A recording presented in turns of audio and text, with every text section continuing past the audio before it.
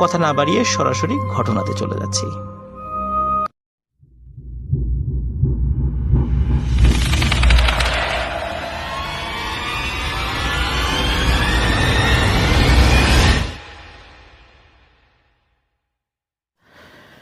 স্বাগতম প্রিয় লিসেনার্স, আমাদের এবারের একটি একক এপিসোড এই কারণে বলছি, কারণ এখন যেই ঘটনাগুলো আমি আপনাদের সাথে শেয়ার করব, এই ঘটনাগুলো একজন মাত্র ব্যক্তি সংগ্রহ করেছেন। তার নাম হচ্ছে সন্তু ঘোষ। তার বাড়ি পশ্চিমবঙ্গের বসিরহাট জেলার হাসনাবাদ নামক স্থানে। ইতোমধ্যে তার সংগৃহীত বেশ কিছু ঘটনা আমি আপনাদের সাথে শেয়ার করেছি। এই ঘটনাগুলো আপনাদের অনেকেই ভালো লেগেছে, অনেকেই ঘটনাগুলোর প্রশংসা করেছেন।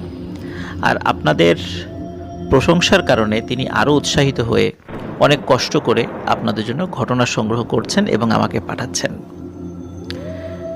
উনি যখন ঘটনাগুলো সংগ্রহ করেন তখন সেই ঘটনাগুলোর সত্যতা যাতে আরও সুন্দর করে নিশ্চিত করা যায়, এই কারণে তিনি যাদের কাছ থেকে ঘটনা সংগ্রহ করেন অনেক সময়ই হোয়াটসঅ্যাপের মাধ্যমে, ভিডিও কলের মাধ্যমে তাদের সাথে আমার সরাসরি কথা বলিয়ে দেন। আমি তাদের সাথে কথা বলতে গিয়ে দেখেছি যে তারা খুবই সাধারণ ভাবে জীবনযাপন করেন, মানে একদম রুট লেভেলের মানুষ যারা। সুতরাং এখানে ঘটনার সত্যতা সম্পর্কে আমি আপনাদেরকে মোটামুটি নিশ্চয়তা দিতে পারবো। আর সত্য ঘটনা যেগুলো একদম মানুষের মুখ থেকে শোনা, এই ঘটনাগুলো আপনারাও শুনলে বুঝতে পারবেন যে আসলে এই ঘটনাগুলো সত্য নাকি বানানো ঘটনা। হ্যাঁ প্রিয় লিসেনার্স, আমার কাছে মনে হয়েছে অবশ্যই এগুলো সত্য ঘটনা। আশা করি আপনাদের কাছেও মনে হবে। আর কথা না বাড়িয়ে চলে যাচ্ছি ঘটনাতে।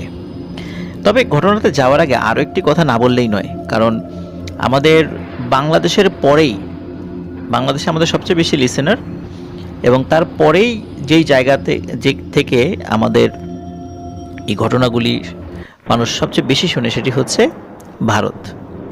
আর ভারতের পশ্চিমবঙ্গ হচ্ছে সেই জায়গা যেখান থেকে, যেহেতু সেখানে অনেক বাংলা ভাষাভাষী মানুষ বসবাস করে, প্রচুর মানুষ আমাদের ঘটনাগুলো শুনে থাকে। তিনজন ব্যক্তির নাম যদি আমি না বলি তাহলে আমার মনে হয় রীতিমতো অন্যায় হবে। এক হচ্ছে সন্তু ঘোষ, দ্বিতীয় হচ্ছে ফিরোজ ইসলাম গাজী ভাই। ওনারও বেশ কিছু ঘটনা কিন্তু ইতিমধ্যে প্রচারিত হয়েছে এবং উনি আরও ঘটনা পাঠিয়েছেন, সেগুলোও কিন্তু পর্যায়ক্রমে প্রচারিত হচ্ছে। আর মারিদ জিনের ঘটনা, যেটা ঈদুল আজহা যখন আমাদের স্পেশাল 7 দিনব্যাপী ঘটনা আমরা সংগ্রহ করে বলেছিলাম, তার মধ্যে মারিদ জিনের একটি ঘটনা যেটি আপনাদের অনেকেরই ভালো লেগেছে, যেটি পাঠিয়েছিলেন চন্দনবহ। উনি কলকাতা থেকে এটি পাঠিয়েছিলেন। তো আসলে আপনাদের কাছে আমাদের কৃতজ্ঞতার শেষ নেই, কারণ আপনারা যে আমাদের দেশের বাইরে থেকেও ঘটনাগুলো পাঠাচ্ছেন এবং আমাদের বাংলা ভাষাভাষী আপনারা, এবং আপনাদের কারণে কিন্তু আমরা আরও অনেকটা পথ এগিয়ে যাওয়ার জন্য উৎসাহিত হচ্ছি। আর আমাদের অনেকেই আছেন বাংলাদেশি ভাইরা, আবার ভারতেরও অনেকে আছেন যারা প্রবাসে আছেন, প্রবাস থেকেও আপনারা ঘটনা পাঠাচ্ছেন। তাই আপনাদের প্রতি আবারও শ্রদ্ধা জানাচ্ছি, ভালোবাসা জানাচ্ছি। আর শুরু করছি আমাদের সন্তু ঘোষের পাঠানো প্রথম ঘটনা। ঘটনাটির সময়কাল 1975 কি 76 সাল। আর ঘটনাটি যার সঙ্গে ঘটেছিল তার বাড়ি ওই হাসনাবাদে, তার নাম হচ্ছে নিরাপদ। এই নিরাপদ বাবু, উনি পেশায় ছিলেন একজন নৌকা চালক, মানে বোটম্যান। তবে উনি বোটম্যান বলতে এমন বোটম্যান ছিল না যে মানুষ ওই যে খেয়া ঘাটে মানে মানুষ পারাপার করে না, এমনটা নয়। উনি নৌকায় মালামাল টানতেন। ওনার নৌকাটি আকারে বেশ বড় ছিল। আগে কি হতো, মানে বর্ষাকালে এই নৌপথেই মালামাল, বিশেষ করে যে সমস্ত জায়গাগুলোতে সড়ক পথে খুব মানে যাওয়াটা অনেক কঠিন, দুর্গম আছে না, এখনও তো গ্রাম অঞ্চলে অনেক জায়গা আছে যেখানে সড়ক পথে মানে যাওয়াটা অনেক কঠিন হয়। আমি তো এই মুহূর্তে সুনামগঞ্জ আছি, সুনামগঞ্জে হাওড় এলাকাগুলোতে সড়ক পথে মালামাল বহন করা বা এমনিতেও যাওয়া অনেক কঠিন। সেখানে নৌকা বা ট্রলার এগুলোই সবচেয়ে ভালো মাধ্যম যাওয়ার জন্য। ঠিক তেমনি এখনও কিন্তু অনেক জায়গা আছে যেই জায়গাগুলোতে নৌকাতে যাওয়াটা অনেক সহজ। উনি যেহেতু ওই সময়ে প্রত্যন্ত অঞ্চলগুলোতে মালামাল পৌঁছে দেওয়ার কাজটি করতেন নৌকায়, ওনার নৌকায় উনি সহ আরও 2জন ব্যক্তি ছিলেন, মানে তার সহকর্মী এবং তার স্টাফ। নৌকাটি আসলে গুণ টানা নৌকা। আমরা যে বলি না, গুণ টানা নৌকায় যে একজন মানে একটা দড়ি নিয়ে টানতে থাকে, পাড়ে দাঁড়িয়ে টানতে থাকে এবং নৌকাটি এগিয়ে যেতে থাকে। নৌকাটি আসলে এরকম নৌকা ছিল। আবার পালতোলা, মানে ওটার সাথে কয়েকটা বিষয় যুক্ত ছিল। এক হলো পালতোলা, আবার গুণ টেনেও নিয়ে যাওয়া যায়, আবার নৌকা বৈঠা দিয়ে বেয়েও নেওয়া যায়। যদি স্রোতের অনুকূলে থাকে তাহলে মোটামুটি নৌকা খুব ভালো চলতে থাকে। এখন যেখানে যেই পরিবেশ আর কি, সেই পরিবেশ অনুযায়ী নৌকাটা সেভাবে তারা ব্যবহার করে চালাতেন। সেটা কোনো যন্ত্রচালিত নৌকা ছিল না, একটা ম্যানুয়াল নৌকা ছিল আর কি। যাই হোক, উনি আশেপাশ এলাকাগুলোতে মালামাল সরবরাহ করতেন, এভাবে চলে যাচ্ছিল তার। একবার কি হলো, ওনাদের যেই জায়গা মানে হাসনাবাদ, সেখান থেকে অনেক দূরে সুন্দরবনের কাছাকাছি একটা জায়গা হেমনগর ঘাট। এই হেমনগর ঘাটে কিছু মালামাল পৌঁছে দেওয়ার অর্ডার আসে। ওই সময়ে ওই নৌকাতে হেমনগর ঘাট পর্যন্ত পৌঁছতে প্রায় 5 দিন সময় লেগে যেত। 5 দিন কিন্তু কম সময় নয়। আর হোসনাবাদ থেকে যেখান দিয়ে যেতে হতো, সেই যেই নদীটা, এই নদীটার নাম হচ্ছে ইসামতি নদী। এটি হোসনাবাদ থেকে বিভিন্ন জায়গা দিয়ে বের হয়ে ভিন্ন নামে আবার বের হয়ে এটি হেমনগর ঘাটের ওদিকে চলে গেছে এবং যাওয়ার সময় সুন্দরবনের কিছু এরিয়া পার হয়ে সেটা যেতে হয়। এখন যেহেতু 5 দিনের একটি পথ, এটি কিন্তু কম না, কিন্তু অনেক অনেক পথ, কিন্তু দূরত্ব কিন্তু 45 থেকে 50 কিলোমিটারের মতো।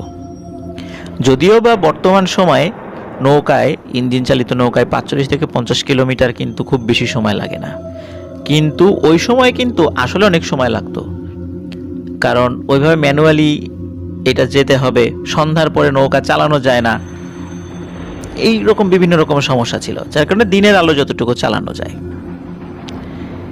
ওনারা এই অর্ডারটা প্রথমে নিলেন, এই কারণে নিলেন কারণ এই অর্ডারটা পাওয়ার কারণে দেখা যেত যে ওনাদের বেশ একটা প্রফিট হতো।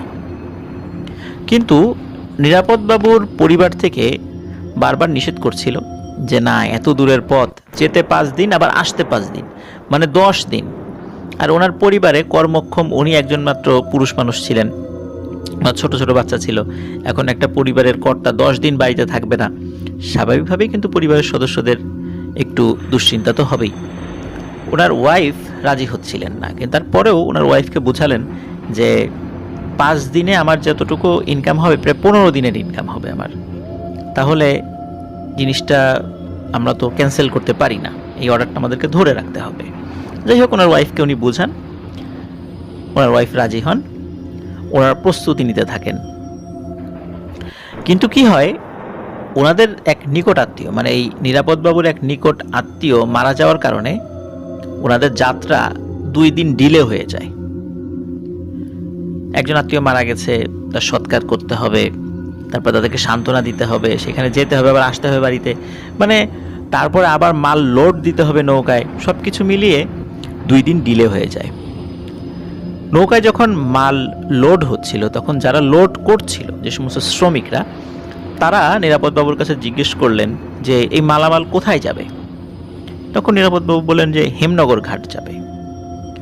তখন বলছেন যে হেমনগর ঘাট যাবা, তো ওই দিকে যাওয়ার পথে কিন্তু 2টো জায়গা আছে, এই জায়গা কিন্তু ভালো না, ওই জায়গায় দোষ আছে, সাবধানে যেও কিন্তু।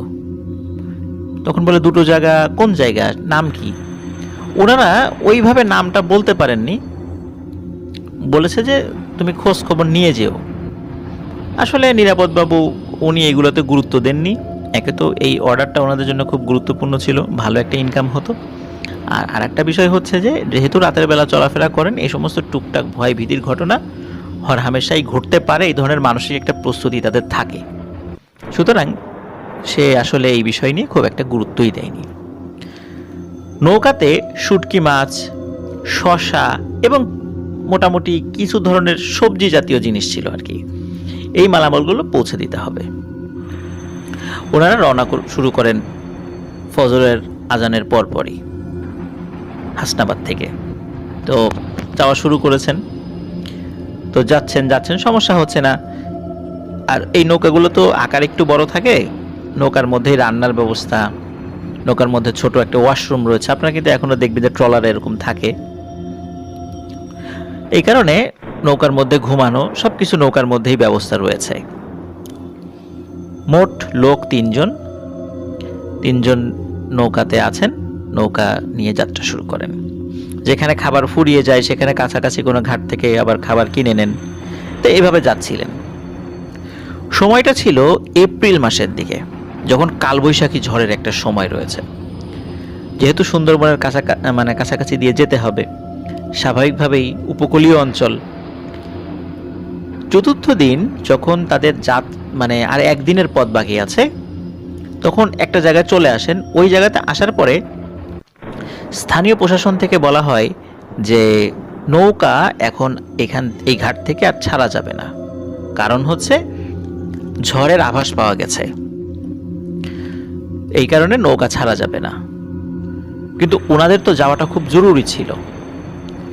এখন ওনারা কি করবেন? বলা হচ্ছে যে রাতে তো যাওয়া যাবেই না কোনোভাবে, দিনের বেলা যদি আবার পরিবেশ পরিস্থিতি স্বাভাবিক থাকে তাহলে।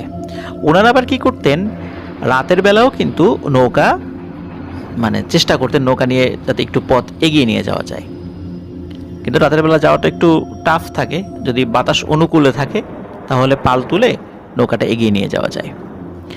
যেহেতু নৌকা লোডেড, নৌকা বৈঠা বেয়ে কিন্তু সেটা সামনের দিকে এগিয়ে নেওয়া বেশ কঠিন হয়ে যায়। দেখ, ওনারা যে কাজটি করেন সেটি হচ্ছে এই নৌকাটি ঘাট থেকে সরিয়ে এনে এমন একটা জায়গায় রাখেন। ওনারা দেখতে পান যে ওই নদীর ওই জায়গা থেকে ছোট্ট একটা খালের মতো চলে গেছে। ওই খালের দুই পাশে বড় বড় জঙ্গল রয়েছে, গাছগাছালি আছে, জঙ্গল রয়েছে। তা উনি চিন্তা করলেন নৌকা যদি ঘাটে বাঁধা থাকে এবং বড় ধরনের ঝড় আসে তাহলে নৌকার ক্ষতি হতে পারে। যদি এই খালের মধ্যে নৌকাটি ঢুকিয়ে দেই, আশপাশ তো গাছে পরিপূর্ণ, তাহলে বাতাস হলেও ওই গাছে লেগে যাবে, নৌকার গায়ে বাতাস ওইভাবে লাগবে না এবং নৌকার কোনো ক্ষতি হবে না। এই চিন্তা করে ওনারা যেটা করেন, বিশেষ করে নিরাপদ বাবুর নির্দেশনায় অন্য দুইজন নৌকাটি নিয়ে যান ওই খালের মধ্যে। ওনারা যখন নিয়ে যান তখন সন্ধ্যা হয়ে গেছে, আশেপাশের লোকজন তেমন ছিল না। কয়েকজন যদিও বলছিল যে তোমরা নৌকা কোথায় নিয়ে যাও, ওনারা বলেন যে ওই যে খালের ওদিকে নিয়ে যাই। বলে না, ওইদিকে নিও না, জায়গাটা ভালো না। কিন্তু ওনারা আসলে ভ্রুক্ষেপ করেননি। আর যেহেতু কয়েকজন বলেছিল, ওনারা ভ্রুক্ষেপ করেননি, তারাও আসলে বিষয়টা নিয়ে আর কোনো মাথা ঘামাননি, ওইভাবে জোর করেননি। ওনারা নৌকা ওই খালের মধ্যে নিয়ে যান এবং একটা জায়গায় গিয়ে একটা গাছের সঙ্গে দড়ি দিয়ে নৌকাটা বেঁধে রাখেন। যেহেতু দুপাশে গাছের সারি, জঙ্গলের মতো, বেশ ঘন জঙ্গল আর কি, সুতরাং ঝড় হলেও কোনো সমস্যা হবে না। ওনারা নৌকার মধ্যে ঢুকে পড়েন। আর নৌকার মধ্যে তো আপনারা জানেন যে ওই টাইপের বড় নৌকাগুলোতে একটা কেবিনের মতো থাকে, শোয়ার জায়গা রয়েছে। তো ওনারা রাতের বেলা সন্ধ্যার পরপরই খাওয়া দাওয়া করে শুয়ে পড়েন। রাত আনুমানিক 11টা সাড়ে 11টা বাজে। হঠাৎ করে ওনাদের মধ্যে একজনের ঘুম ভেঙে যায়। ওনার ঘুম ভেঙে যাওয়ার কারণ হচ্ছে ওনার কাছে মনে হয়েছে হঠাৎ করে নৌকা দুলে উঠেছে। মনে হচ্ছে যে কেউ ওই নৌকা ধরে নাড়াচ্ছে, একবার ডান পাশে হেলানোর চেষ্টা করছে, আবার বাম পাশে হেলানোর চেষ্টা করছে, এরকমটা। প্রথমে উনি ভেবেছিলেন যেহেতু ঝড় হওয়ার কথা রয়েছে, মনে হয় ঝড় হচ্ছে এবং ঝড়ের কারণে নৌকাটা এইভাবে দুলছে। কিন্তু যেহেতু ওনারা এক্সপার্ট বোটম্যান ছিলেন, কোনটা ঝড়ের দুলুনি আর কোনটা মানুষের দুলুনি এটা ওনারা টের পেতেন। তো ওনার কাছে মনে হয়েছে যে এটি বাতাসের কারণে দুলছে না, এটি অন্য কোনো কারণে দুলছে। উনি বিষয়টি পরখ করার জন্য যে আসলে কি কারণে দুলছে, উনি নৌকার ভেতর থেকে একটু বাইরে উকি দেন। উকি দিয়ে দেখেন যে না, বাইরে তো কোনো বাতাস দেখা যায়, বাতাসের কোনো শব্দ শোনা যায় না, বা গাছপালাও সেভাবে নড়ছে না, হালকা নড়ছে, কিন্তু নৌকা এইভাবে দুলছে কেন? উনি চিন্তা করেন যে ঢেউয়ের কারণে এরকম হচ্ছে কি। উনি ঢেউয়ের দিকেও তাকান, অন্ধকারেও বুঝতে পারেন যে ওই খালের মধ্যে ওই রকম ঢেউ নেই, কিন্তু নৌকা ওইভাবে তুলছে। উনি একটু ভয় পান। ভয় পাওয়ার পরে একটু ভেতরে চলে আসেন, আবারও ভেতরে এসে সাথে থাকা অন্য দুইজনকে ডেকে তোলেন। ওনারা জিজ্ঞেস করেন কি হয়েছে? বলে এই যে দেখো নৌকা তুলছে। তখন বলে বাতাসের কারণে তো নৌকা তুলতে পারে। তখন বলে না, আমি দেখেছি বাতাস নাই বাইরে। বলে তাহলে স্রোতের কারণে হতে পারে, ঢেউয়ের কারণে? বলে না, ওরকম ঢেউও নাই। তখন দুইজনই বাইরে বের হয়ে, মানে আর অন্য দুইজন, মোট তিনজনই বাইরে আবার বের হয়ে এসে দেখে হ্যাঁ কথা সত্য, নৌকা দুলছে। মনে হচ্ছে কোনো মানুষ দোলাচ্ছে, কিন্তু কাউকে দেখা যাচ্ছে না। যেহেতু নিরাপদবাবুর সাথে থাকা দুজন ব্যক্তি তারা ভয় পাচ্ছিলেন, তো নিরাপদবাবু উনি দুজনকে আশ্বস্ত করেন, আরে ভয় কিসের, আমরা তিনজন মানুষ আছি, এরপরে যদি ভয় পাই তাহলে তো যারা ভয় দেখাচ্ছে ওরা তো আরও সুযোগ পাবে, ভয় কিছু নাই, চল নৌকার ভিতরে চল। ওনারা নৌকার ভিতরে আবার তিনজন ঢুকে যান, আবার ঘুমানোর চেষ্টা করেন। হঠাৎ করে একটি শব্দ পান, মনে হলো নৌকার মাথার দিকে লাফ দিয়ে কোনো কিছু উঠেছে, ভারী কিছু। তখন নিরাপদবাবু উনি নৌকার যে জানালা থাকে, জানালাটা একটু ফাঁকা করে সামনের দিকে তাকান, দেখেন কালো কিছু একটা ছায়ামূর্তি নৌকার উপরে হাঁটাহাঁটি করছে। তিনি চিন্তা করেন কি এটা কি মানুষ না অন্য কিছু, না কোনো প্রাণী।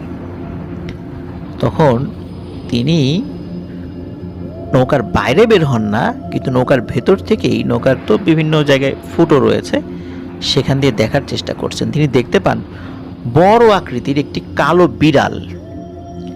এই বিড়ালটি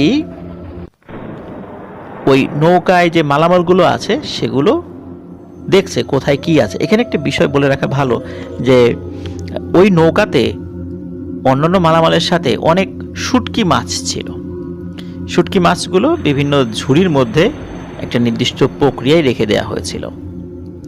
তো বিড়াল কি করছে, ওই মাছের যেই ঝুড়িগুলো সেই জায়গাগুলো বারবার শুকছে এবং চেষ্টা করছে সেখান থেকে কিছু বের করার জন্য, কিন্তু পারছে না।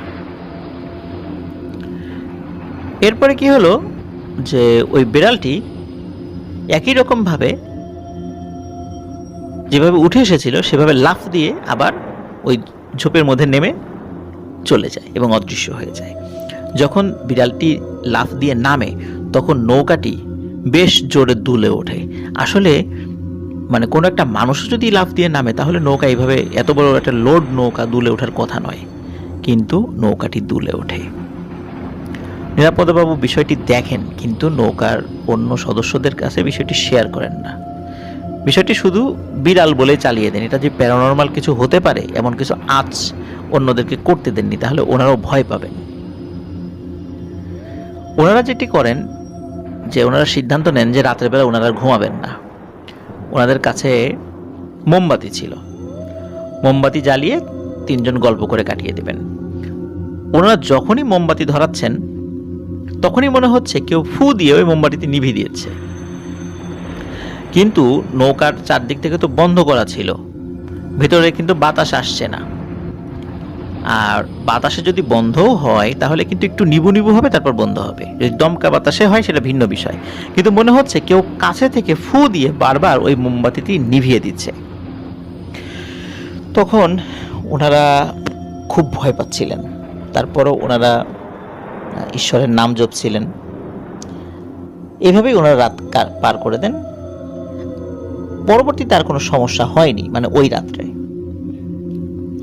সকালবেলা যখন ওনারা নৌকা থেকে বাইরে বের হন তখন ওনারা দেখতে পান যে নৌকার সামনে এবং পেছনে দুই জায়গাতেই গাছ পড়ে রয়েছে। এখন নৌকা বের করবে কিভাবে তারা? ওনারা চিন্তা করলেন যে স্থানীয় কিছু মানুষের সাহায্য সহযোগিতা নেই, তাছাড়া তো এই গাছগুলো সরানো সম্ভব নয়। তো ওনারা কিছুটা দূরে গিয়ে কিছু মানুষদেরকে ডাকেন। তখন ওই মানুষগুলো জিজ্ঞেস করেন তোমাদের নৌকা কোথায় ছিল? বলে এই যে এই খালের মধ্যে যে দুই পাশে ঝোপঝাড় রয়েছে সেখানে ছিল। বলে বলো কি, আমরা তো দিনের বেলায় সেখানে যাই না, ওই জায়গা তো খুব ভয়ানক একটি জায়গা, তোমরা সারা রাত ওইখানে ছিলা? তোমাদের সাথে কিছু ভয়ঙ্কর ঘটনা ঘটেনি? তখন ওনারা আসলে ওইভাবে স্বীকার করেন না যে না, আমাদের সাথে কিছু ঘটেনি। বলে ওই জায়গাটা তো খুব ভয়ঙ্কর। কারণ হচ্ছে ওই জায়গাতে মানুষদেরকে কবর দেয়া হয়, আর কবরটা হিন্দু সম্প্রদায়ের লোকদেরকে দেয়া হয়। অনেক সময় দেখা যায় অনেক গরিব মানুষ যাদের কাঠ কিনে একটি মৃতদেহ দাহ করার মতো সামর্থ্য নেই, তারা অনেক সময় তাদের প্রিয়জনকে ওই জঙ্গলের ওইখানে এসে দাফন করে চলে যান। আবার অনেক ছোট বাচ্চাদেরকে কিন্তু দাহ করা হয় না, তাদেরকে কবর দেওয়া হয়, ওই জঙ্গলের ওখানে এসে তারা কবর দিয়ে যান। আর বিভিন্ন সময় ওই দিক দিয়ে যাওয়ার সময় মানুষ ভয় পেয়েছে, এই জন্য ওই দিক দিয়ে মানুষ যায় না। তখন স্থানীয় লোকদের কাছ থেকে তারা ঘটনা শুনে গত রাত্রের যে ঘটনাগুলো ঘটেছে সেগুলোর সত্যতা তারা বুঝতে পারেন, কিন্তু তারা বিষয়টি প্রথমে স্বীকার করে না।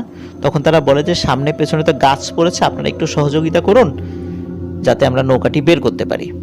কিন্তু স্থানীয় মানুষরা আসলে তারাও ব্যস্ত ছিল, সবাই খেটে খাওয়া মানুষ, তারা ওইভাবে আগ্রহী হয়নি।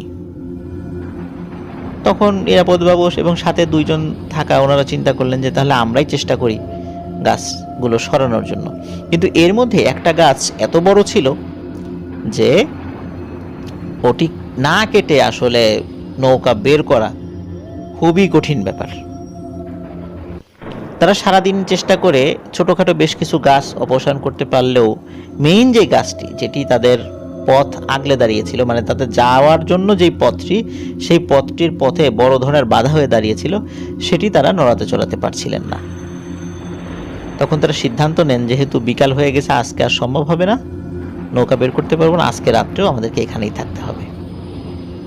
এখন নিরাপদবাবুর সাথে অন্য যে দুজন ছিল, যে সহকর্মী, তারা এখানে কোনোভাবে রাত থাকতে রাজি না। তখন নিরাপদবাবু অভয় দিলেন যে আরে কিছু হবে না, ভয় নেই, আমরা তিনজন আছি না, আমরা ঈশ্বরের নাম নিব, সুতরাং ভয়ের কিছু নেই। যাই হোক, ওনারা রাত্রে রান্নাবাড়া করে খাওয়া দাওয়া করে শুয়ে পড়েন। শুয়ে পড়ার বেশ খানিকক্ষণ পর এদের মধ্যে একজন, তিনি বলেন যে ওয়াশরুমে যাব। এখন যদিও নৌকার মধ্যেই ওয়াশরুম রয়েছে, তখন তিনি বললেন যে না, আমি নৌকার ওয়াশরুমে যাব না, আমি নৌকা থেকে নেমে এই যে ঝোপের মধ্যে যাব। তখন অন্য দুজন নিষেধ করেন যে না, রাতের বেলা যাওয়াটা ঠিক হবে না। বলে না, হাতে তো লাইট আছে, টর্চ লাইট আছে, সমস্যা কি, টর্চ লাইট নিয়ে যাব। তখন অন্য দুইজনের নিষেধ সত্ত্বেও একজন টর্চ লাইট নিয়ে ওই ঝোপের ইসে যান। তবে অন্য দুইজন জেগেছিলেন যে ও না আসা পর্যন্ত আমরা জেগে থাকবো, যদি বিপদ আপদ হয়। আর জিন ভূত তো পরের কথা, এমনিতেও তো সাপ বা অন্যান্য পোকামাকড়ও তো তাকে ক্ষতি করতে পারে, এই জন্য তারা জেগে থাকবেন আর কি। তো এভাবে 5 মিনিট 10 মিনিট হয়ে যায়, ওনার কোনো সারা শব্দ পাওয়া যায় না। যখন 15-20 মিনিট হয়ে গেছে, তখন নিরাপদবাবু এবং তার সাথে থাকা আরেকজন সহকর্মী তার নাম ধরে ডাকাডাকি শুরু করেছে। একজন নৌকার এক মাথায় গিয়েছে, আরেকজন নৌকার আরেক মাথায় গিয়েছে। দুইজন টর্চ লাইট হাতে নিয়ে ওই ঝোপের মধ্যে টর্চ লাইট মারছে এবং তার নাম ধরে ডাকছে, কিন্তু কোনো সারা শব্দ পাওয়া যাচ্ছে না। হঠাৎ করে নিরাপদবাবু ওনার টর্চের আলোতে দেখেন যে ওনার যে সহকর্মী নৌকা থেকে নেমেছিল, সে মানে মনে হচ্ছে সে একটা প্যান্ট পরা ছিল আর খালি গায়ে ছিল। তো অনেক সময় দেখা যায় যে কোনো একটা মানুষ যদি উপর হয়ে পড়ে থাকে, কেউ যদি পা ধরে টানতে টানতে তাকে নিয়ে যায়, কেমন দেখা যায়, ঠিক তেমনই মনে হচ্ছিল। টর্চ লাইটের আলোতে দেখছিলেন যে ওনার ওই সহকর্মীকে সে উপর হয়ে পড়ে আছে এবং কিছু একটা পেছন থেকে টেনে আস্তে আস্তে জঙ্গলের ভেতর দিকে নিয়ে যাচ্ছে। এই দৃশ্য দেখে নিরাপদবাবু জোরে একটা চিৎকার করে ওঠেন এবং তার অন্য সহকর্মীকে ডাক দেন, বলে চল চল তাড়াতাড়ি চল, ও মনে হয় বিপদে পড়েছে। তখন তারা দুজন যান, গিয়ে একটা ভয়ানক দৃশ্য দেখেন ওনার ওই সহকর্মীর যেই মাথা, এটি ওই মাটির মধ্যে ঢুকিয়ে রেখেছে গলা পর্যন্ত, এবং ওই লোকটি হাত পা ছটফট করছে, মানে নাড়াচাড়া, মানে ছোড়াছড়ি করছে আর কি। তখন ওনারা দুইজন মিলে তাকে মাটির ভেতর থেকে তার মাথা টেনে বের করেন, আর একটু হলেই তিনি মারা যেতেন। যাই হোক, এই যাত্রায় তিনি প্রাণে রক্ষা পান। তাকে নৌকায় নিয়ে আসা হয়, দুইজন ধরাধরি করে নৌকায় নিয়ে আসেন। তাকে জিজ্ঞেস করেন কি হয়েছে, তখন বলে যে সে যখন ওয়াশরুম করা শেষে ফিরছিল তখন ভয়ঙ্কর একটি শব্দ শোনে। কেউ পেছন থেকে বলে ওঠে, তোরা এই জায়গায় কেন এসেছিস? প্রথম রাত ছিলি, কিছু ক্ষতি তো করিনি, আজকেও কেন থাকলি, কেন গেলি না? এই জায়গা আমাদের, এখানে কেউ আসবি না, সকলের আশা এখানে বারণ। তারপরে তার আর কিছু মনে নেই। ওরা সারা রাত এবারও জেগে কাটান। পরের দিন সকালবেলা স্থানীয় মানুষদেরকে সব ঘটনা খুলে বলেন যে আমরা খুব বিশাল একটা বিপদে পড়েছি, আপনারা আমাদেরকে যদি সহযোগিতা না করেন তাহলে আমরা প্রাণ নিয়ে ফিরতে পারবো না এখান থেকে। ওনাদের এই বিপদের কথা শুনে স্থানীয় মানুষদের মনে দয়া হয় এবং তারা সকলে এগিয়ে আসেন। তারা ওই গাছটি ওইখান থেকে সকলে মিলে কেটে অপসারণ করেন, পথটি উন্মুক্ত করে দেন এবং নৌকা নিয়ে বের হন। এখানে একটি বিষয় বলে রাখা ভালো যে সুন্দরবনের কাছাকাছি তো জোয়ার ভাটা হয় নদীগুলোতে, তো চাইলেই কিন্তু মানে সবসময় নৌকা বের করা সম্ভব হয় না, জোয়ার ভাটার সময়টা মিলিয়ে বের করতে হয়। যার কারণে ওনারা কিন্তু চেষ্টা করেছিলেন যে যাতে ভাটার সময় কাজ করবে, জোয়ারের সময় কাজটা স্থগিত থাকবে। তো ওইভাবে সময় মিলিয়ে মিলিয়ে করতে গিয়ে ওনারা একদিনে 3 জন মিলে কাজ শেষ করতে পারেননি। আর ওনাদের হাতে তো ওইরকম ইকুইপমেন্ট ছিল না, করাত ছিল না, দা ছিল না, যতটুকু ছিল সেগুলো দিয়ে করার চেষ্টা করেছেন। স্থানীয় মানুষদের কাছ থেকে টুকটাক সহযোগিতা নিয়েছিলেন, তারা ইকুইপমেন্টস দিয়ে হেল্প করেছিল কিন্তু শ্রম দিয়ে হেল্প করেনি। যদিও পরের দিন যেদিন দ্বিতীয় দিন যে বিপদ হয় তার পরের দিন সকলে মিলে হেল্প করেন এবং তাদের নৌকা বের হয়ে আসতে সহযোগিতা করেন। তারপরে হেমনগর ঘাটে তারা চলে যান, দ্রুত মাল আনলোড করে তারা আবার ফিরে আসেন। যখন ফিরে আসার পর প্রত্যেকেরই কিন্তু ভীষণ জ্বর হয়েছিল, তবে জ্বর ছাড়া তাদের আর কোনো সমস্যা হয়নি। সেবারের যাত্রায় তারা প্রাণে রক্ষা পেয়েছিলেন। আর পরবর্তীতে জানতে পেরেছিলেন ওরা যখন ফিরে এসেছিলেন যে ওই যে নৌকাতে ওঠার সময় যে বলেছিল যে তোমরা যে এই পথ দিয়ে যাবা, এখানে কিন্তু 2টা খুব খারাপ জায়গা রয়েছে, দোষের জায়গা, মানুষ অনেকে ভয় পায়, বিপদে পড়ে। ওনারা এই একটা জায়গায় পড়ে গিয়েছিলেন। এই জায়গাটির নাম আমাকে সন্তু ঘোষ যতটুকু বলেছে, সেই জায়গাটির নাম উনি নিশ্চিত হতে পারেননি, তবে যতদূর নিশ্চিত হয়ে বলেছেন সেই জায়গাটির নাম হচ্ছে কুমারগঞ্জ।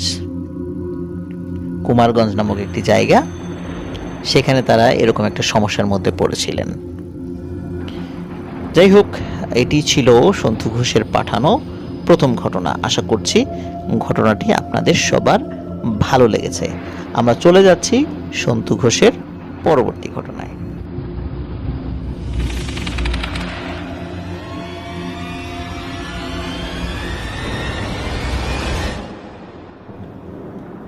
আবারও স্বাগত জানাচ্ছি প্রিয় লিসেনার্স সন্তু ঘোষের দ্বিতীয় ঘটনায়।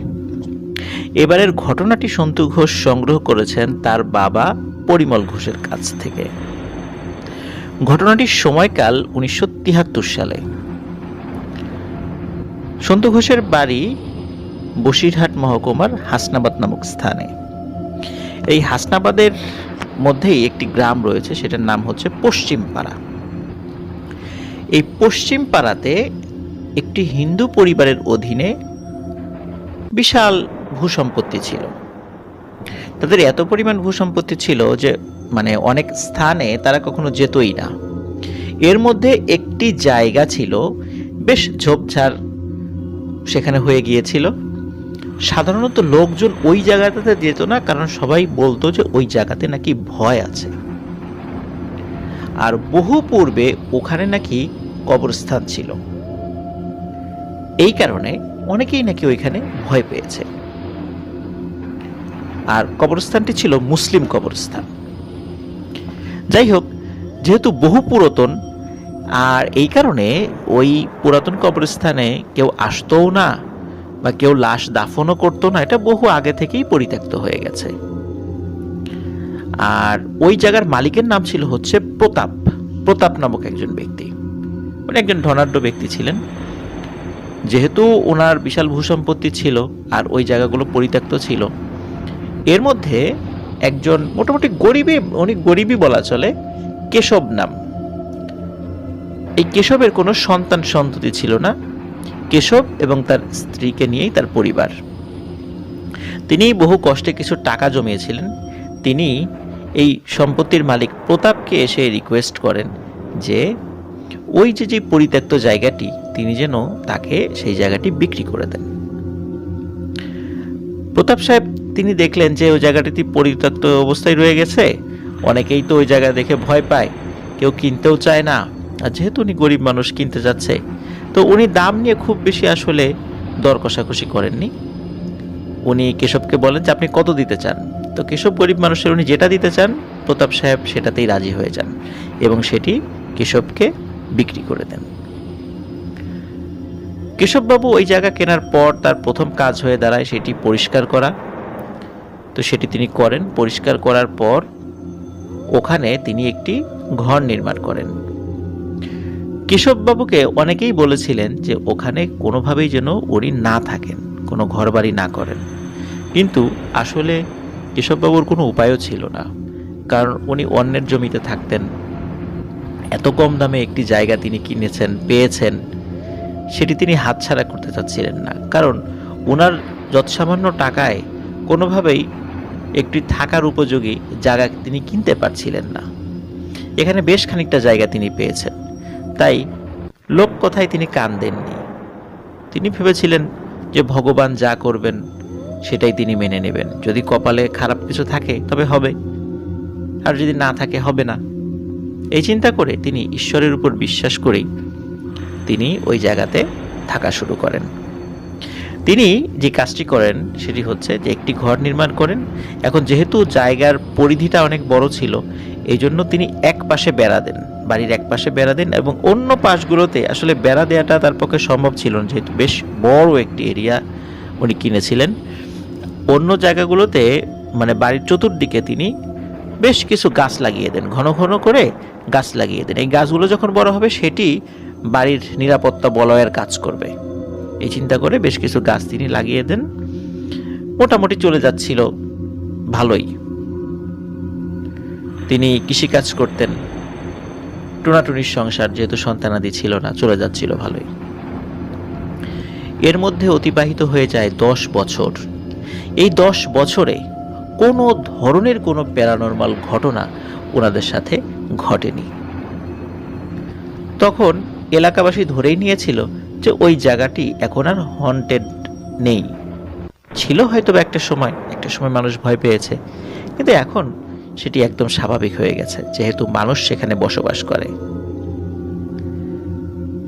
মোটামুটি যেহেতু ওই জায়গাটি হন্টেড তকমাটা সবার মধ্যে থেকে উঠে চলে যায়, এর মধ্যে কেশববাবু উনি একটি চিন্তা করেন, সেটি হচ্ছে যে শুধু কৃষিকাজ করে তো পোষাচ্ছে না।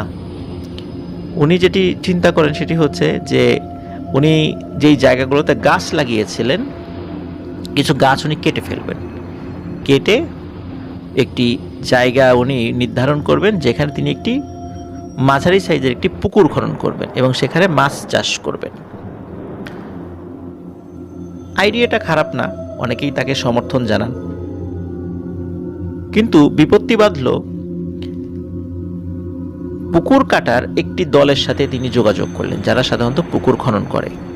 আজকের মতো তখন 1983 সালে, কারণ ঘটনার উনি জায়গা কিনেছেন 1973 সালে, 10 বছর পর 1983 সালে উনি এই পুকুর কাটার সিদ্ধান্ত নিয়েছিলেন। সেই 1983 সালে আজকের মতো এক্সক্যাভেটর, যেগুলোকে আমরা ভেকু মেশিন বলি, তখন এই ভেকু মেশিন দিয়ে তো ওইভাবে পুকুর খনন করার প্রচলনটা শুরু হয়নি।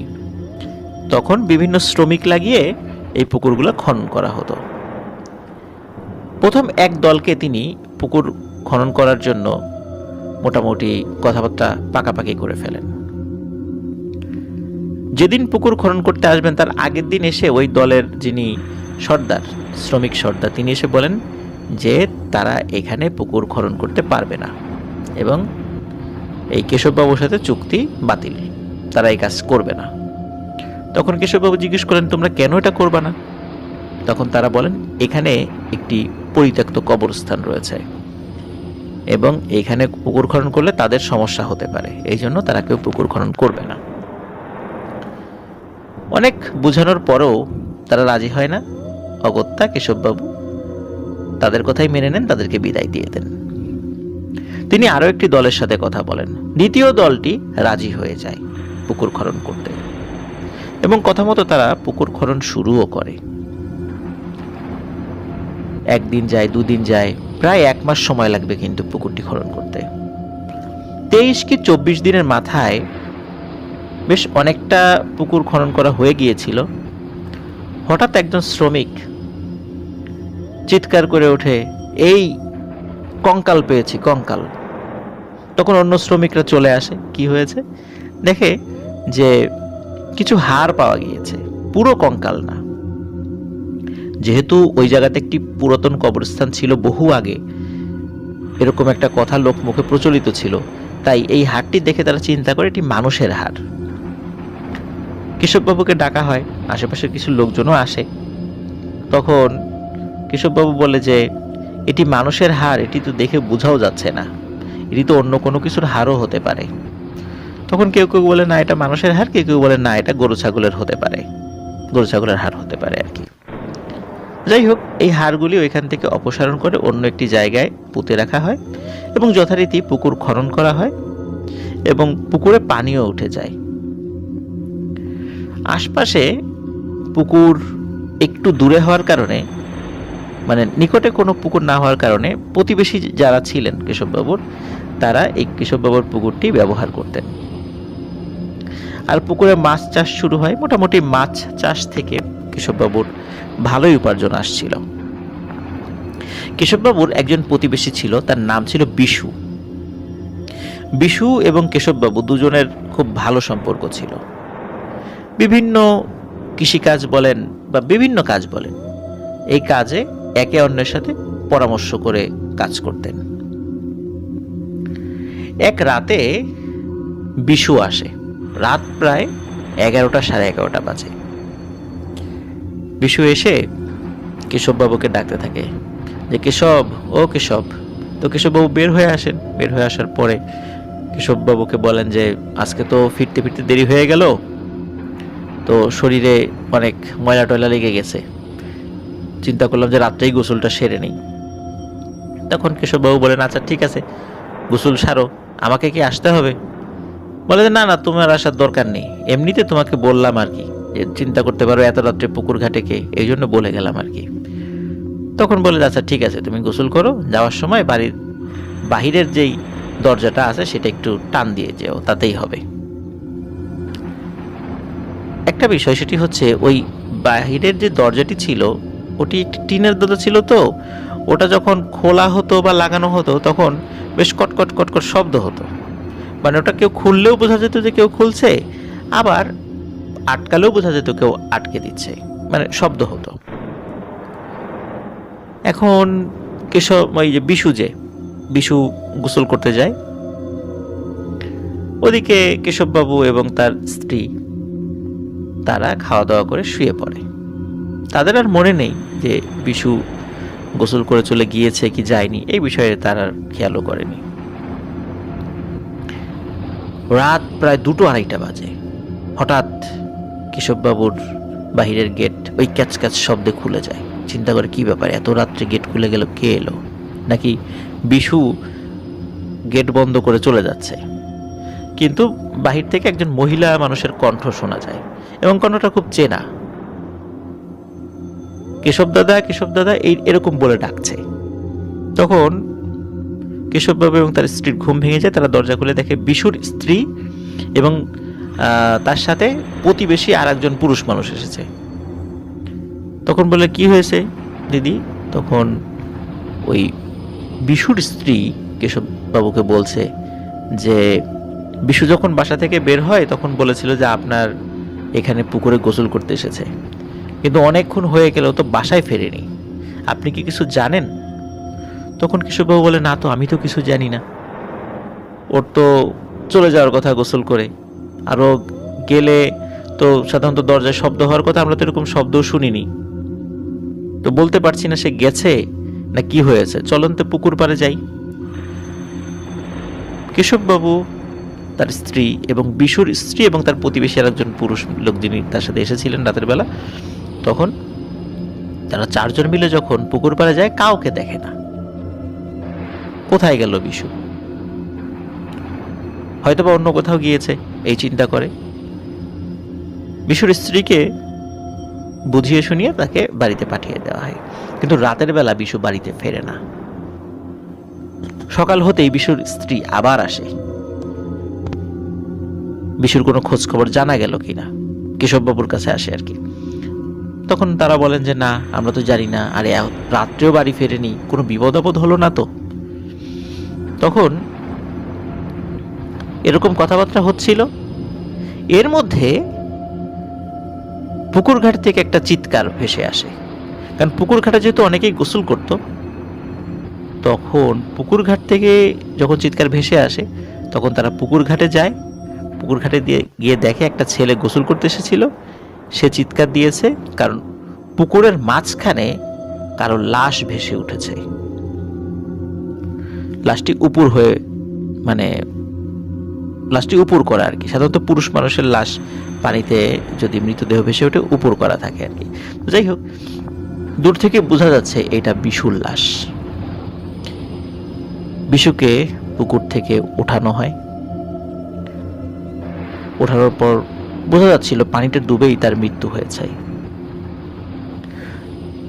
পুকুরে বিশু ডুবে মারা গেছে এই খবর যখন চারদিকে জানাজানি হয়ে যায়, তখন এই পুকুরে খুব দরকার ছাড়া কেউ গোসল করতে আসতো না। আর যদি কেউ আসতো, পানিতে না নেমে মগ বা অন্য কিছু দিয়ে শরীরে পানি ঢেলে গোসল করত। কারণ মানুষের মধ্যে একটা আতঙ্ক সৃষ্টি হয়ে গিয়েছিল যে পুকুরে মানুষ ডুবে মারা গেছে। কেশববাবুর বাড়ি থেকে 300 থেকে 400 মিটার দূরে একটি শ্মশান রয়েছে। সেই শ্মশানেই বিশুকে দাহ করা হয়। বিশুকে দাহ করার পর সবাই ভেবে নিয়েছিল যে এটি হয়তো একটা স্বাভাবিক মৃত্যু। কারণ পুকুরে নামলে যে কোনো সময় মানুষ কিন্তু স্ট্রোকও করে, তখন কিন্তু এমনিতেও মানুষ মারা যেতে পারে।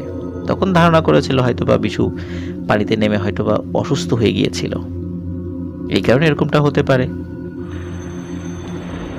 যাই হোক, এর কয়েকদিন পরে একটা অদ্ভুত ঘটনা ঘটে।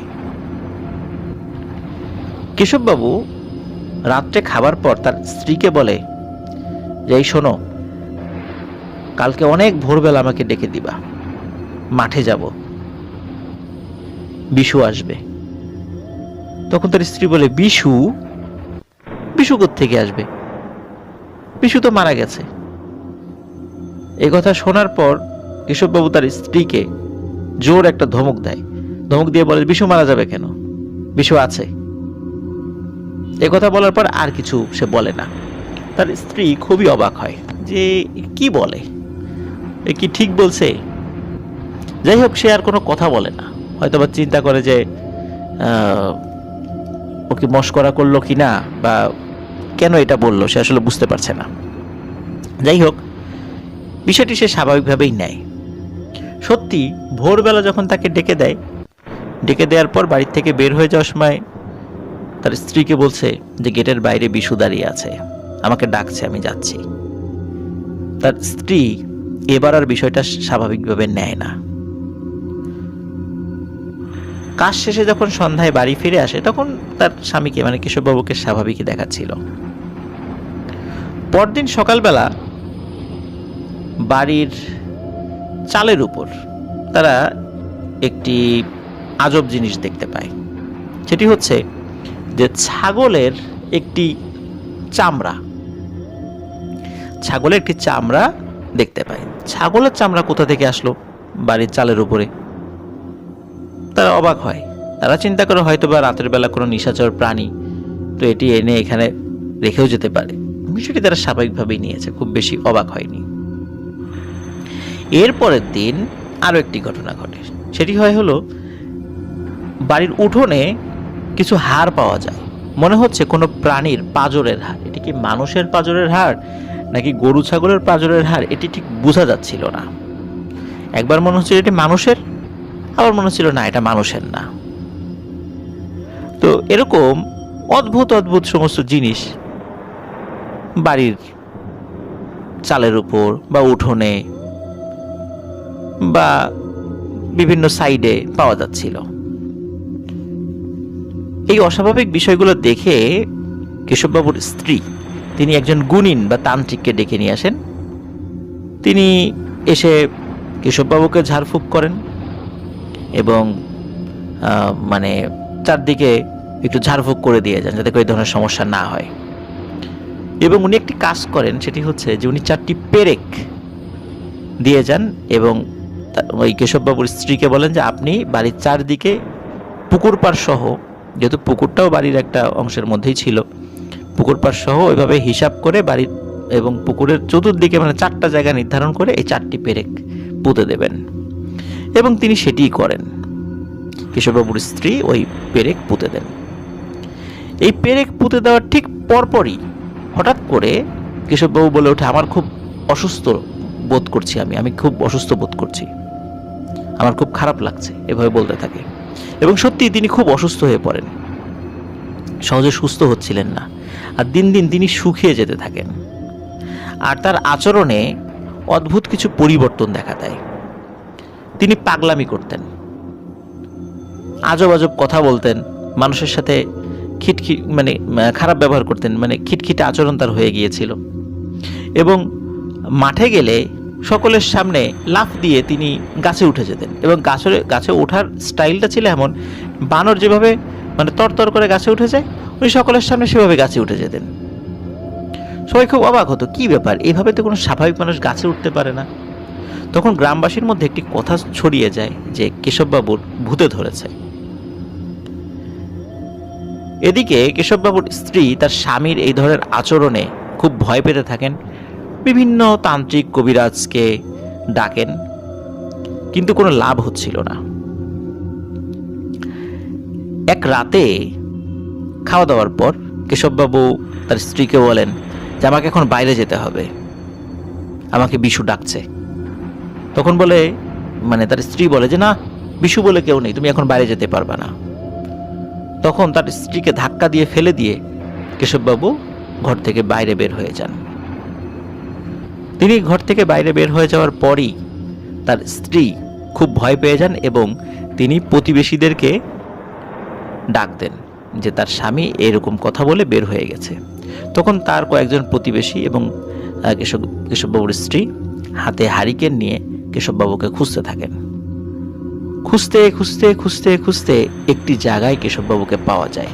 সেই জায়গাটি হচ্ছে কেশববাবুর বাড়ি থেকে 300 বা 400 মিটার দূরে যে শ্মশান রয়েছে, এই শ্মশানে মরা পোড়ানোর সময় মানুষদেরকে মানে বিশ্রাম নেওয়ার জন্য একটি শেড রয়েছে, তাকে এই শেডের নিচে অজ্ঞান অবস্থায় পাওয়া যায়। তাকে সেখান থেকে নিয়ে আসা হয়। তিনি প্রতি রাত্রেই খুব আজব আজব আচরণ করতেন। দিনের বেলা উনি মোটামুটি স্বাভাবিক থাকতেন, কিন্তু রাতের বেলা হলেই ওনার আচরণ চেঞ্জ হয়ে যেত, যার ফলে ওনার স্ত্রী খুব ভয় পেতে থাকেন। তখন আশেপাশের প্রতিবেশীরা পরামর্শ দেন যে তোমরা দুজন এক ঘরে থেকো না, রাতের বেলা আমরা আসবো তোমাদের বাড়িতে, আমরা তোমার সহযোগিতায় তাকে খাবার টাবার দিব, প্রয়োজনীয় জিনিস ঘরের মধ্যে দিয়ে তার ঘরটা বাইরে থেকে লক করে দিব, আর তুমি আর এক ঘরে থাকবা। তাহলে আপাতত সমস্যার সমাধান হবে, আর দেখি তার এই সমস্যার সমাধানের জন্য কি করা যায়। তখন এই কাজটি করা হচ্ছিল, কিন্তু আরো অদ্ভুত ব্যাপার হচ্ছে যে এই কাজগুলো করেও কোনো লাভ হচ্ছিল না। এক রাতে যখন তাকে একা একটা ঘরে রেখে দেওয়া হয়েছিল, তখন কেশববাবুর স্ত্রী হঠাৎ করে একটা শব্দ শুনতে পান। মনে হলো বাহির থেকে তার ঘরের দরজা কেউ খুলে দিয়েছে। তিনি শব্দ শুনে উঠে জানালা দিয়ে দেখতে পান যে কেশববাবু ঘর থেকে বাহিরে বের হয়ে যাচ্ছে। তার বাহিরে বের হওয়া দেখে তার স্ত্রী খুব ভয় পান এবং তিনি তার স্বামীর পিছু পিছু না গিয়ে তিনি আগে প্রতিবেশীর মানে বাড়িতে যান ডাকার জন্য। এদিকে সবাই ঘুমে বিভোর। প্রথম প্রতিবেশীকে ডাকাডাকি করার পরও তাদের কোনো সাড়া শব্দ পাওয়া যায় না। এদিকে তিনি চিন্তিত হয়ে পড়েন যে আমার স্বামী তো পুকুর পাড়ের দিকে গেল, না জানি কোনো বিপদ হলো কিনা। তিনি আরেকজন প্রতিবেশীর বাড়িতে ডাকার চিন্তাটা একটু পরে করে তিনি দ্রুত পুকুর ঘাটে যান। কিন্তু পুকুর ঘাটে গিয়ে তিনি যে দৃশ্য দেখেন, এই দৃশ্য দেখার জন্য তিনি মোটেও প্রস্তুত ছিলেন না। তিনি দেখেন যে তার স্বামী পুকুরের মধ্যে সাঁতার কাটছে, এবং এমনভাবে সাঁতার কাটছে মনে হচ্ছে তার পাশে আরও একজন সাঁতার কাটছে, কিন্তু তাকে দেখা যাচ্ছে না, কিন্তু পানি নড়ছে। একজন মানুষ সাঁতার কাটলে যেভাবে পানি নড়ে, ঠিক পানি নড়ছে, কিন্তু ওই ব্যক্তিকে দেখা যাচ্ছে না। আর কেশববাবু সাঁতার কাটছে তার মতো করে, মনে হচ্ছে কেশববাবু তার সাথে গল্প করছে আর সাঁতার কাটছে, এরকম মনে হচ্ছে। সাঁতার কাটতে কাটতে একটা পর্যায়ে তিনি পুকুর থেকে উঠে যান এবং উঠে একটি গাছে, ঠিক ওই যে বানরের মতো তরতর করে উঠে যাওয়ার যেই ব্যাপারটা তার মধ্যে পরিলক্ষিত হচ্ছিল, ঠিক সেভাবে তিনি গাছে উঠে যান।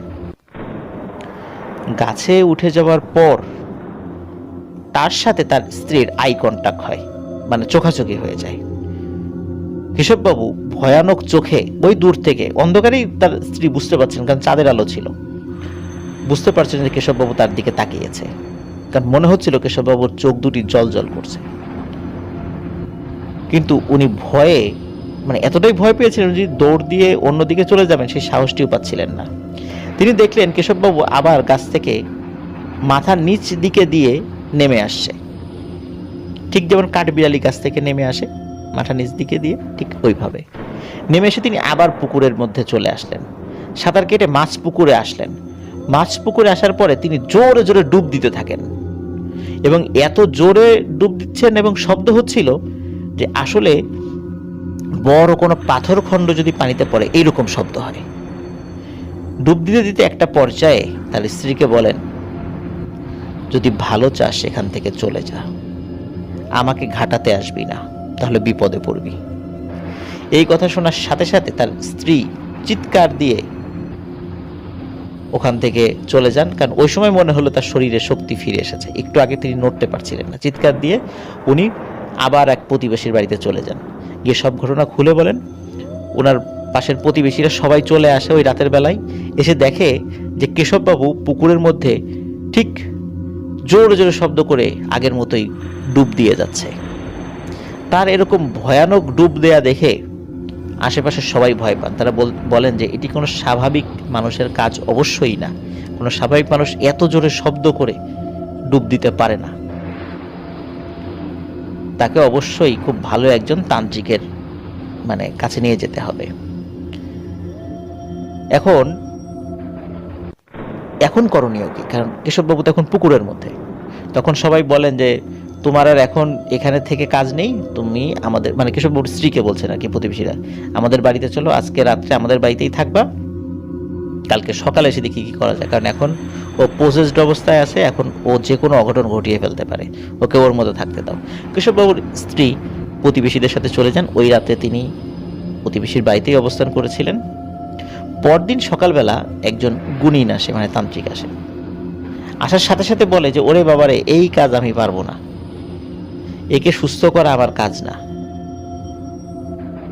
বিশু যার হাতে মরেছে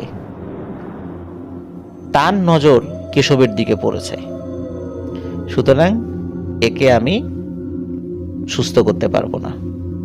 সবাই বলে যে তাহলে করণীয় কি, কিভাবে সুস্থ হবে? এভাবে তো একটা মানুষকে মৃত্যুর দিকে ঠেলে দেওয়া যায় না। তখন বলে যে যেই দুষ্টু জিনটি ওর ক্ষতি করছে সেটি একটি মুসলিম জিন। একজন মুসলিম ওঝা বা কবিরাজের মাধ্যমে এই সমস্যার সমাধান হলেও হতে পারে, সে হয়তোবা তার কথা শুনতে পারে, এই পরামর্শটা দেয়। তখন পরের দিন একজন মুসলিম কবিরাজকে নিয়ে আসা হয়। তিনি এসেও প্রথমে এই কেশববাবুর চিকিৎসা করতে চাচ্ছিলেন না, কিন্তু কেশববাবুর স্ত্রী খুব কান্নাকাটি শুরু করেন যে আমাদের কোনো সন্তানাদি নাই, আমার স্বামীর যদি কিছু হয়ে যায় তাহলে আমি কোথায় গিয়ে দাঁড়াবো, আমি কি করব। এবং অন্য প্রতিবেশীরাও ওই কবিরাজকে খুব রিকোয়েস্ট করছিলেন যে আসলেই তিনি একা হয়ে পড়বেন যদি ওনার স্বামীর কিছু হয়ে যায়, যেহেতু ওনার সন্ততি নাই। তখন কবিরাজ রাজি হন, ঠিক আছে আমি চেষ্টা করব, কতদূর সফল হব আমি জানি না, তবে আপনাদের আগে একজন কবিরাজ এসেছিলেন, যিনি যে 4টি পেরেক যেটা গাঁথতে বলেছিলেন, এগুলোতে আসলে তেমন কোনো কাজ হয়নি, বরং হিতে বিপরীত হয়েছে। আমাকে আমার মতো করে কিছু রিচুয়াল করতে দেন। তো ওই কবিরাজ উনি ওনার মতো করে কিছু রিচুয়াল করতে থাকেন। রিচুয়াল করতে করতে একটা সময় আরেকটি রিচুয়ালের দিকে উনি যান। সেটি হচ্ছে যে কেশববাবুকে জোর করে সামনে বসানো হয় এবং ওই কবিরাজ, মুসলিম কবিরাজ, উনি দোয়া পড়তে থাকেন এবং কিছুক্ষণ পর পর কেশববাবুর শরীরে ফু দিতে থাকেন। ওই কবিরাজ যখন দোয়া পড়ছিলেন তখন মাঝে মাঝে কবিরাজ নিজের হাত নিজের গলায় চেপে ধরেছেন। মনে হচ্ছে যে তাকে কেউ 2 হাত দিয়ে তার গলা চেপে ধরেছে, তিনি তার নিজের হাত দিয়ে সেই হাত ছাড়ানোর চেষ্টা করছেন, কিন্তু তারপরেও তিনি তার দোয়া পাঠ থামাচ্ছেন না। সবাই বুঝতে পারছিল যে এই কবিরাজের অনেক সমস্যা হচ্ছে। আর ওদিকে কেশববাবুর শরীর কাঁপা শুরু করেছে, মনে হচ্ছে ভয়ানকভাবে তার শরীর ভাইব্রেট হচ্ছে, কাঁপছে। একটা পর্যায়ে কেশববাবু অজ্ঞান হয়ে পড়ে যান এবং ওই কবিরাজও স্বাভাবিক হয়ে যান, তারও ওরকম আর কষ্ট হচ্ছিল না। তখন কবিরাজ বলেন যে এই জিনিসটি কেশববাবুকে ছেড়ে দিয়ে চলে গেছে, আর আসবে না। তবে আপনারা সতর্ক থাকবেন, রাতের বেলা এই পুকুরে কেউ গোসল করবেন না। যা করার দিনের বেলা করবেন, কিন্তু রাতের বেলা কোনোভাবেই এই পুকুরে কেউ আসবেন না। প্রিয় লিসেনার্স, ঘটনাটি 1983 সালের। কেশববাবু এখন অনেক বৃদ্ধ হয়ে গেছেন, তিনি এখনও জীবিত আছেন। এই ঘটনার পর থেকে তার আর কোনো সমস্যা হয়নি, আর ওই জায়গাতেও আর তেমন কোনো প্যারানরমাল ঘটনা ঘটেনি। এটি ছিল ঘটনা।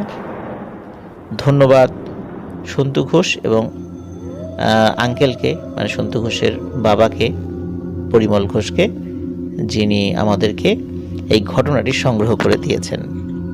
আমরা চলে যাচ্ছি সন্তু ঘোষের পরবর্তী ও শেষ ঘটনায়।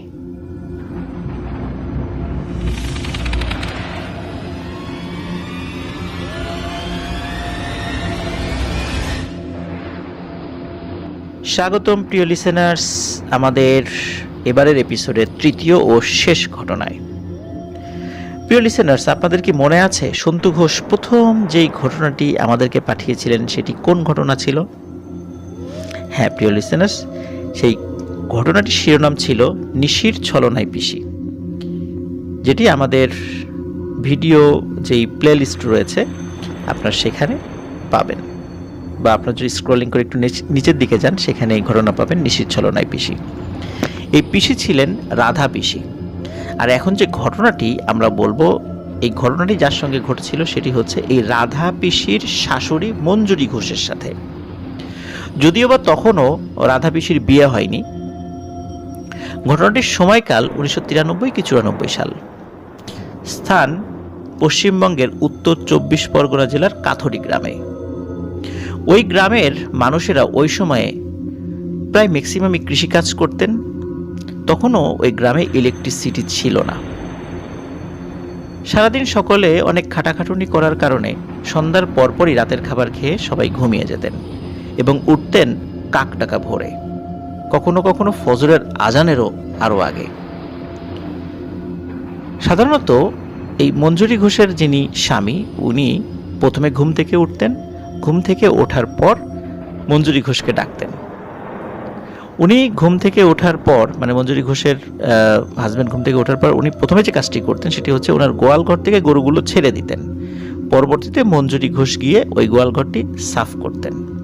এখানে ওনাদের বাড়ির একটি ছোট্ট বর্ণনা দিই, সেটি হচ্ছে যে ওনাদের বাড়ির থেকে বাড়ির উঠোনের একটু সাইডে হচ্ছে গোয়াল ঘর, একদম ঘরের কাছাকাছি না, একটু সাইডে।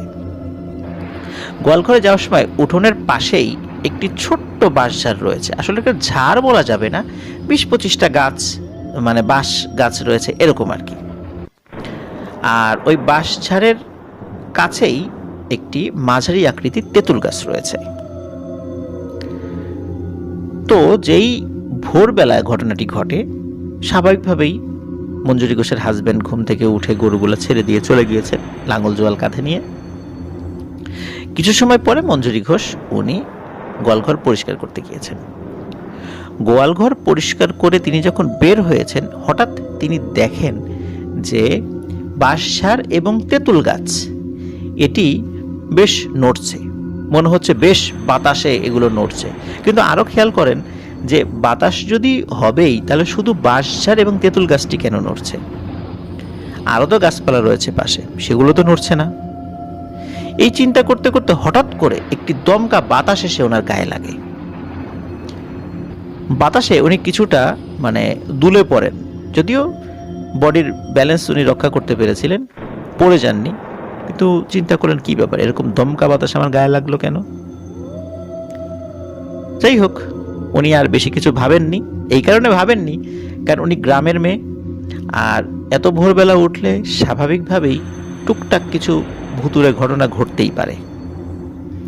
তাই এই বিষয়গুলো ওইভাবে তিনি আমলে নেননি। উনি স্বাভাবিকভাবে অন্য কাজ শুরু করেন।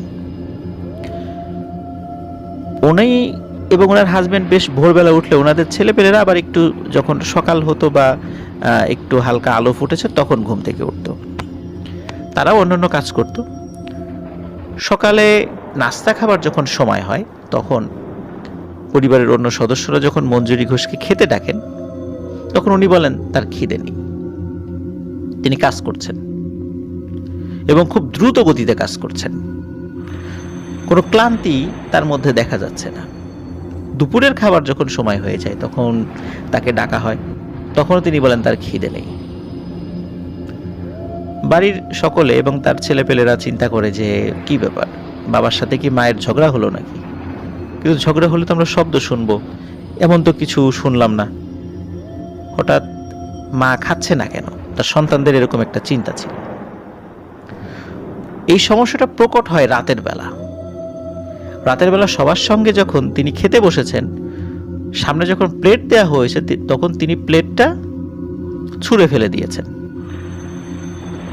এবং বলছেন, জানিস না আমি হলুদ পছন্দ করি না, হলুদ দেয়া তরকারি তোরা আমার সামনে কেন দিয়েছিস? তখন সবাই বেশ চিন্তিত হয়, কি ব্যাপার, মা এরকম আচরণ করছে কেন? হলুদ দেয়া তরকারি মা খাবে না, এটা কেমন কথা? যাই হোক, ওই রাত্রে সবাই এই বিষয়গুলো খুব বেশি অস্বাভাবিকভাবে নেননি। সমস্যা ঘটে যায় পরের দিন ভোরবেলা মঞ্জুরি ঘোষের হাজবেন্ড যখন ঘুম থেকে ওঠে তখন প্রতিদিনের মতো সে যখন তার স্ত্রীকে ডাকতে যাবে তখন দেখে তার স্ত্রী পাশে নেই। তখন তিনি ভাবেন হয়তো বা কোনো কারণে ঘুম থেকে আজকে তার স্ত্রী আগেই উঠেছে। এই চিন্তা করে তিনি বাইরে যান। বাইরে গিয়ে প্রতিদিনের মতো তিনি গোয়ালঘর থেকে গরুগুলো ছেড়ে দেন। ছেড়ে দিয়ে তিনি যখন চলে যাচ্ছিলেন তখন ওনাদের উঠোনেরও আরো সামনে গিয়ে, যখন ওনার বাড়ির সীমানা প্রায় পার হয়ে গিয়ে আরো একটি বড় বাঁশঝাড় রয়েছে, তিনি দেখেন তার স্ত্রী মঞ্জুরি ঘোষ ওই বাঁশঝাড়ের নিচে বসে কান্নাকাটি করছে। দু হাঁটু একটু গুছিয়ে তার উপর মাথা দিয়ে বসে আছেন এবং কান্নাকাটি করছেন, চুলগুলো এলোমেলো। তখন তিনি বলেন যে কি ব্যাপার, তুমি এখানে বসে আছো কেন, আর কান্নাকাটি বা করছো কেন, কি সমস্যা হয়েছে তোমার, যাও ঘরে যাও। কোনো শব্দ আসে না, কোনো কথা বলে না, কোনো উত্তর দেয় না। তিনি কয়েকবার করে বলার পরেও যখন তার স্ত্রী কোনো ধরনের কোনো শব্দ করছিলেন না তখন তিনি আস্তে করে তার স্ত্রীর শরীরে হাত রাখেন। যখনই হাত রেখেছেন তখনই এমনভাবে খেকিয়ে উঠেছেন, মনে হচ্ছে কোনো প্রাণী যখন খুব হিংস্র হয়ে যায় এবং মারাত্মকভাবে গর্জন করে ওঠে, ঠিক তেমনি তিনি খেকিয়ে ওঠেন এবং বলে ওঠেন, আমাকে কেন বারবার ডাকছিস, কেন বিরক্ত করছিস, আমি কোথাও যাব না, আমি এখানেই থাকবো, আর আমি এখানেই থাকি, এখানেই আমার বসবাস। এরকম আচরণ এবং এই ধরনের কথা শোনার সাথে সাথে ওনার হাজবেন্ড ভয় পেয়ে যান। উনি দৌড়ে ঘরে চলে যান, ওনার ছেলে মেয়ে এবং ওনাদের একান্নবর্তী পরিবারের অন্য সদস্যদেরকে ডেকে তোলেন, তাদেরকে বলেন এই ঘটনা। সবাই চলে আসে বাঁশঝাড়ের নিচে, দেখে সত্যি মঞ্জুরি ঘোষ বসে আছে এবং কান্নাকাটি করছে।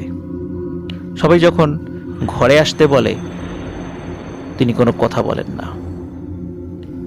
সবাই যখন বারবার তাগাদা দিতে থাকে, একটা পর্যায়ে তিনিও সবার প্রতি এরকম খেকিয়ে উঠে বলেন, আমি কোথাও যাব না, আমি এখানেই থাকব, আর যখন সময় হবে আমি নিজেই যাব, কেউ আমাকে বিরক্ত করতে আসবি না।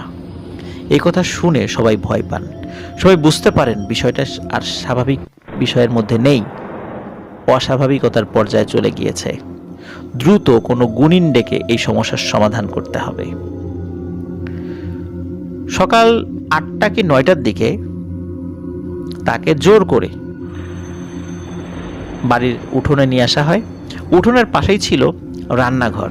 যখন রান্নাঘরের কাছাকাছি তাকে নিয়ে আসা হয়েছে, তখন তিনি চিৎকার করে বলতে থাকেন, রান্নাঘরের কাছ থেকে আমাকে সরিয়ে নিয়ে যা, রান্নাঘরে অনেক হলুদ রয়েছে, হলুদের গন্ধ আমি সহ্য করতে পারি না, আমাকে এখান থেকে সরিয়ে নিয়ে যা।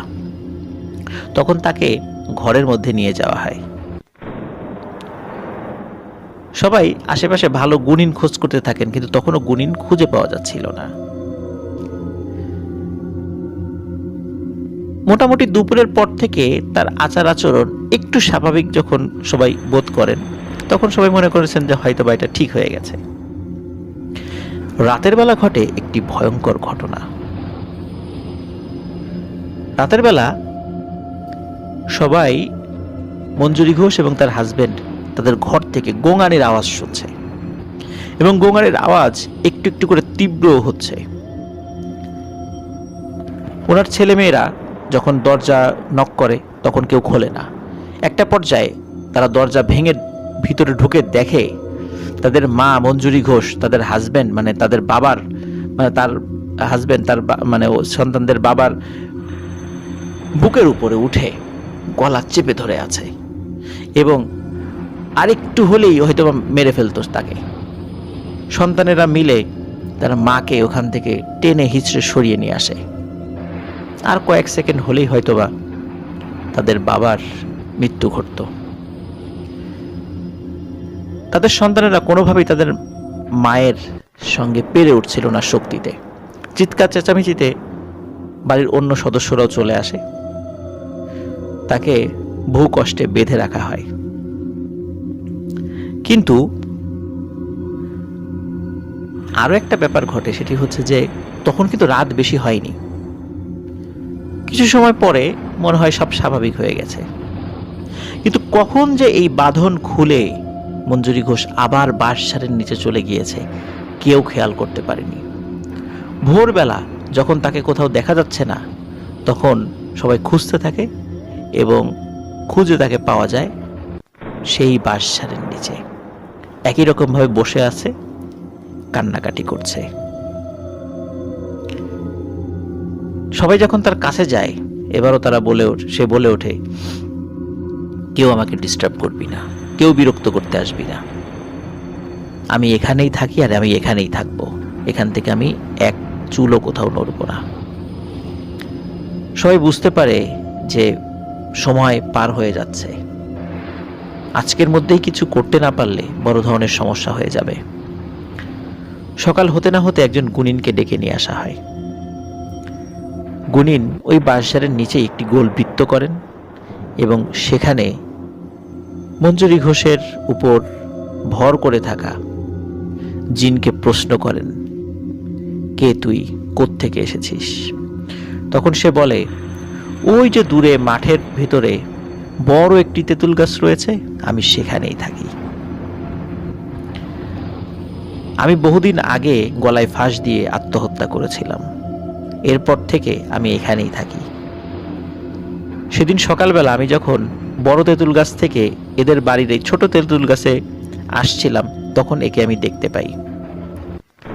এখন আমি একে ছাড়া কোথাও যাব না, আমি এর উপর ভর করেই থাকব।